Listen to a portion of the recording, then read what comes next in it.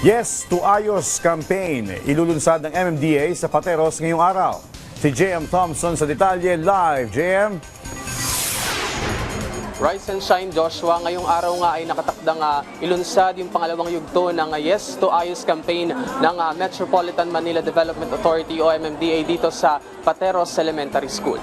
Magiging highlight ng soft launch mamaya ang pagtatampok sa eco-tingindahan ni Lola Daisy Plina, katuwang ang Mother Earth Foundation at Eco Waste Coalition.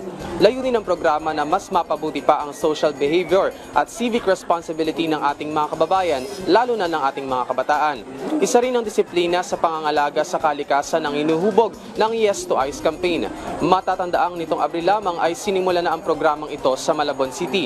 Malaki rin ang tulong ng programang ito lalo na't paparating na naman ang tag-ulan dahil isa sa mga dahilan ng pagbaha ay ang hindi pagtatapon ng basura sa tamang basurahan.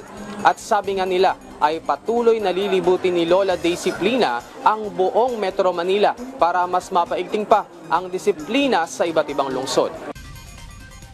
Joshua, nandito nga tayo sa Pateros Elementary School at makikita natin sa ating likuran na may mga residente na may daladalang recyclable waste o mga kalakal kagaya ng plastic bottle para ipalit sa grocery. Ito pa rin ay bahagi ng programa ng MMDA at maya-maya lamang dadating na si MMDA Chairman Don Artes para pangunahan yung programa na Yes to Ayos campaign dito sa Pateros. Joshua? Maraming salamat, JM Thompson.